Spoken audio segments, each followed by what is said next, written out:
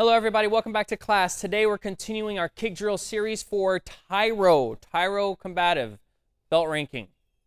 I guess technically before belt ranking, right? This is a combative 1 requirement on the Tyro training level, and this is kick drill number 3, side kicks. Sound good? Okay, so join me today in class again. Welcome back, Mr. Schuyler. Say hello, give him that thumbs up. Don't forget Louie. Eventually, Louie's going to have to come to front of camera. Eventually. Nah. Okay. All right. So we're getting into this one, side kick. A couple of training courses prior, or training videos prior to doing this application. If you have not learned side kick, check out this video right here. Right there, side kick. And if you have not went through our footwork drill, check out that video.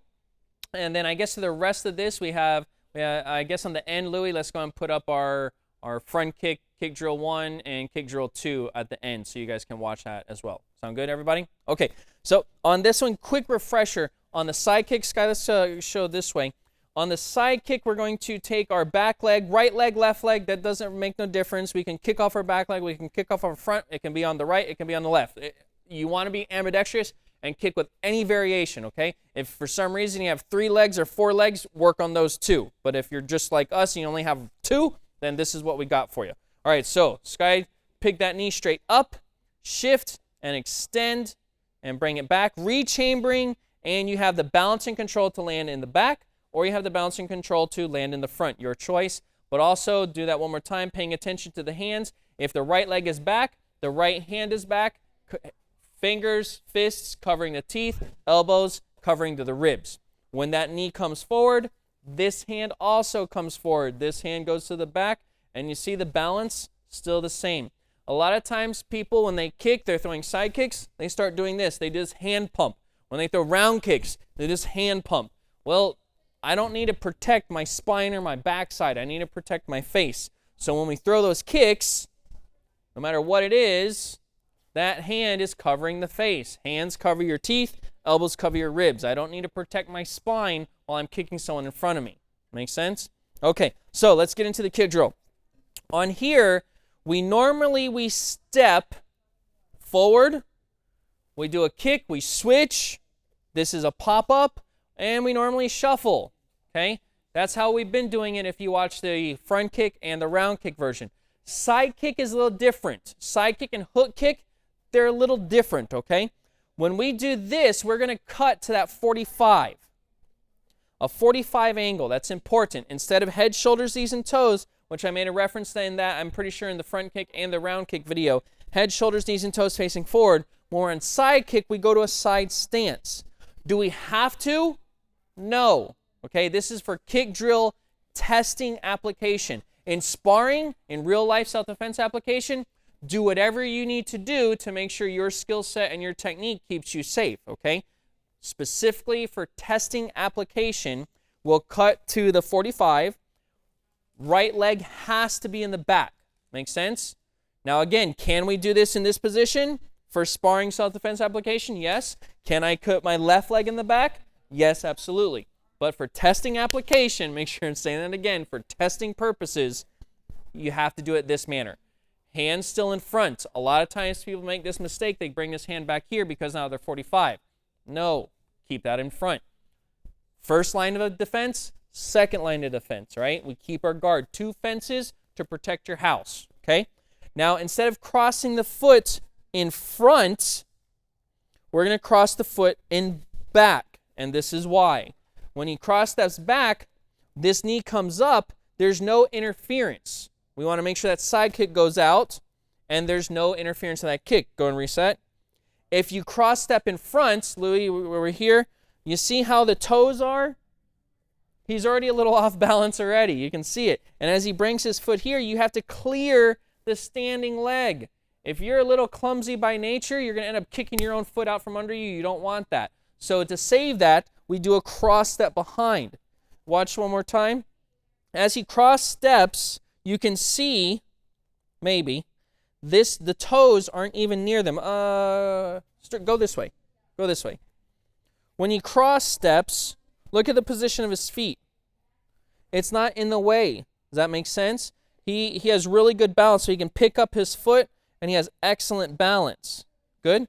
All right, steps aside, Mr. Skylar. On me, when I do it, this is just a variation, not a right or wrong, okay? Skylar's doing it perfectly correct, and this is just a different version. I'll go here. I'll go into this position. If you cross step and have your toes kind of more to that 45, perfectly fine. Me, I'll go right here because I don't want to have to worry about that extra pivot on the end, right? So I just kind of slide and put my foot to the back, almost this direction, facing that way. That's also an option depending on your balance level and, of course, your flexibility level. Mr. Skylar, I'm not ashamed to admit it, he's a lot more flexible than I am, okay? So he can get that foot over here and he can pick that leg up. But if you're having some hip issues or whatever, or injuries, knee or ankle, go ahead and put that foot in that straight position instead of that 45 position. Does that make sense? Questions, comments, hit that if for some reason you're still confused on that definition or explanation. Okay, Sky, so let's go ahead and continue. So you cross step from the back, pick the knee up, kick, and rechamber. Notice how he has a lot of balance. He has a lot of balance.